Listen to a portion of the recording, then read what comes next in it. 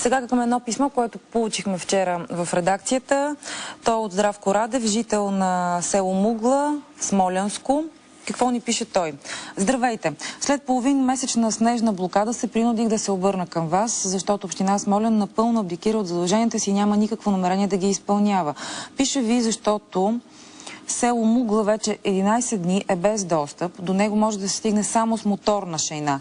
Възмутен съм и от информационното затъмнение, наложено от общината, за която такъв проблем не съществува. В селото живеят предимно възрастни хора, там няма лекар, аптека, хляб, стоки от първа необходимост и никакви комуникационни връзки. Вчера разбрах, че като на подигравка, така го определя нашия зрител, от гражданска защита са доставили около 40 хляба за цялото село или иначе казано по 2-3 филийки хляб на човек. Самия аз също съм жител на селото и не мога да се прибера там, защото до него няма достъп. След като парите ми за хотел и храна свършиха, реших да се обадя в общината и да разбера дали скоро ще мога да се прибера вкъщи. Обадих се на дежурния в община Смолян, за да разбера какво става. Те ми отговориха, че не могат да ми кажат нищо. И не тях, а фирма Титан, трябва да питам към кого да се обърна, явно почистващата фирма за региона. По-късно ми беше даден телефон на заместник кмета, който пряко отговарял за снегопочистването. Обадих се, не ми дадоха да се свържа с него, а с неговата секретарка, която ми обеща да се свържат с мен по-късно по телефона и дори и това не направиха. Един човек, който изхарчил вече парите си за хотел, защото по време на последния голям снеговалеж не е бил вкъщи в село Мугла и не може да се прибере. Правим опит да се свържем с него по телефона, каквато беше идеята, за да не каже той тези неща, а не аз да чета писмото му. Сега вече имаме направена такава връзка. Имаме и уникални кадри от опитите да се стигне с АТВ, единствения начин или с моторна шейна до селото и разбира се отговора на кмета на община Смолян какво да правят тези 100 души, които живеят там. Здравко, здравейте! Здравейте, добро утро! Къде се намирате в момента? Разбираме, че все още не сте се прибрали вкъщи. Не съм се прибрал и не знам кога ще се прибера. В момента съм в Смолян. В Смолян? Да. Някаква промяна от положението и всичките ви комуникации с общината от вчера до днес има ли? Аз престанах да търся връзка с общината, защото те неглижират проблема и за тях явно не съществува. Всичкото, което знам е, че по проблема въобще не се работи.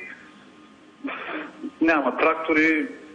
Хората, които са опитвали да стигнат до селото, ми са казвали, че има 2 трактора, от които един е верижен с изкочила верига с чупено зърно и не се работи по проблема. Не се знае, никой не знае кога ще бъде отворен пътя. Истина ли е, че в самото село, на територията на селото няма и мобилна връзка, защото при снеговалежа е прекъснат и този контакт с външния свят? Да, истина е. Жителите на селото са принудени да ходят на 5-6 км от селото и да бродят сняг с дълбочина около 50-60 см, за да се обадят и да сигнализират, ако нещо им трябва или възникне нещо. Не дай си Боже да се наложи линейка да стигне до там, за да се наложи да извози някой тежко болен или родилка. Колко души живеят? Казвате 100 и колко? Не знам колко са. Над 100 човека са. Какви хора? Има ли деца? Бременни? Деца няма, но те са предимно възрастни хора и повечето са вече болни на лекарства. Това означава ли, че няма кой да им доставя и лекарства? Освен гражданска защита няма кой друг да ги достави тези лекарства. Ние в момента показваме кадри от опитите да се стигне до селото, но в селото няма как да се стигне, разбира се. Този път и в други сезони ли е трудно достъпен? Асфалтиран ли е пътя до селото изобщо? Асфалта е в много окаяно състояние. Асфалтиран е сигурно преди 20 години. Може би и повече. Вашите роднини и близки продължават да са си в селото? Да. Кога за последен път се чухте и с кого? Последно се чух преди 3 дни с майка ми. Тя как е успяла да се свърже с вас? Пеша до място, до където имат мобилна връзка? Да. И какво ви разказа тя? Разбрах, че в неделя се е наложило да отидат пак до това същото място и да се обадят, че инсулина на дядо ми е свършил и да му се достави инсулин. Доставен ли е? Доставяне, да. От Гражданска защита с АТВ? Да. Или с някаква моторна шейна?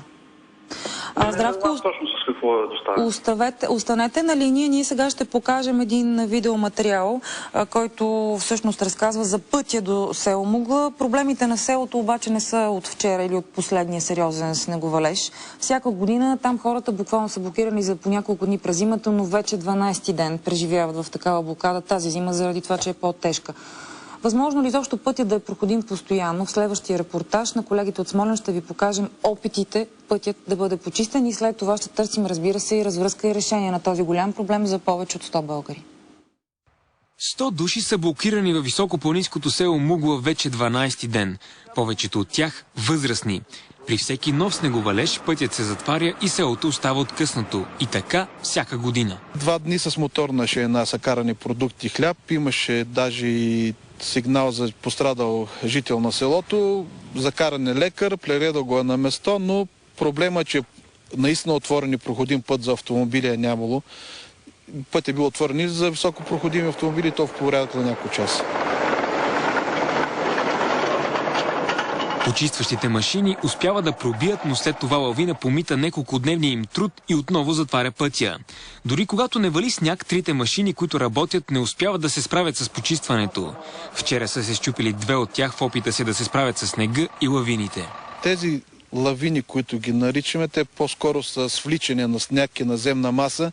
Това се получава вследствие на стръмния скат. Виждате какъв е пътя. Много отвесни склонове и снега не се задържа. Толкова дебел сняг. Просто в момента, в който машините го разчистят, отварят место и се свлича нов сняг на тяхно място. И това е може би и по-големия проблем, защото преспите стигат височина до 2-3 метра и наистина се едно, че пускаме нов път, а не разчистваме съществуващо. Хората в селото са притеснени и с основание. Доставките на хранителни продукти стават с машини на Гражданска защита. Ако в селото стане пожар или някой има нужда спешно от лекар, хората там дори не могат да подадат сигнал, защото няма телефони. Мобилните не работят заради повредена от лошите метеорологични условия клетка. От община Смолян твърдят, че търсят решение на проблема, дори да е нестандартно. Ако осигурим един рад-трак, който да пътува като автобус до селото, мисля, че ще е по-удачният вариант, вместо да се опитваме постоянно да го разбиваме този път. Цяла зима 3 машини не са спрели да работят, само гориме нафта, а път е отворен за няколко часа. И после пак се затваря, да. Може би вариант е с рад-трак, ако трябва общината да купи, който да знаем, че във всеки един момент може да се качи и да слезне от Мугла тази техника. Проблемът с пътя не е само през зимата. Макар че Мугла е само на 27 км от Смолян, участъкът е трудно проходим дори през лятото. Сега търсим връзка с кмета на Смолян Николай Мелемов. Здравейте! Само изключете звука на телевизора, защото предполагам, че гледате предаването в момента. Не, в друга стая.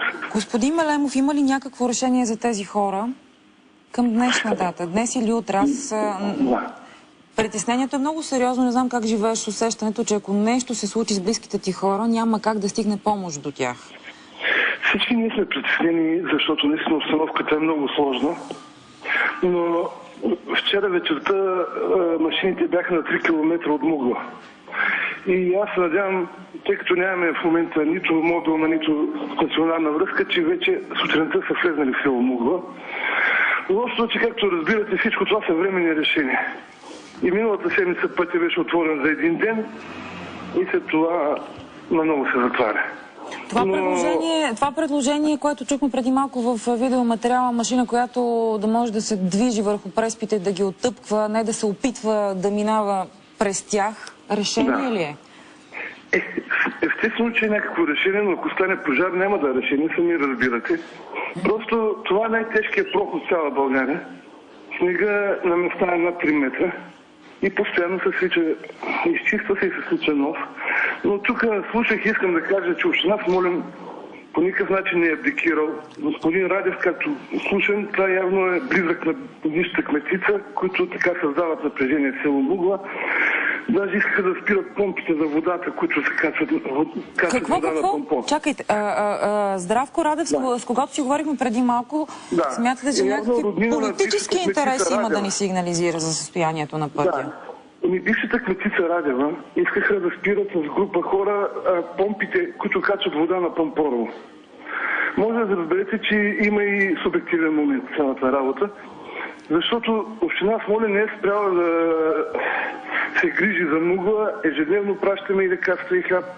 2 пъти качахме с шейна лекар до село Мугла. Тоест, тия обвинения, че сме абдикирали, са несъстоятелни и в момента има човек на общината на място, координира работата и смятам, че сутринта вече са в село Мугла. Добре. Благодаря ви за това включване. Какво ще стане обаче въпреки всичко? Какво ще стане, ако трябва да стигне линейка до село Мугла? Единственото разумно решение, което би решило проблема, има стар път от община Девин, който не е толкова тежък и върви по реката, но там има доста мостове. Да се възстанови този път, защото този проблем не може да бъде решен по друг начин. Видяхте сами, че наистина най-тежкият проход в цяла България е това и ние се стараем да го държим отворен, което ни коства страшно много усилия, но на практика там не могат да работят 10 машини. Така че решение на този проблем от тази страна не виждам. Ще трябва да се търси трайно решение. Благодаря за това включване. Приключваме за сега с тази тема.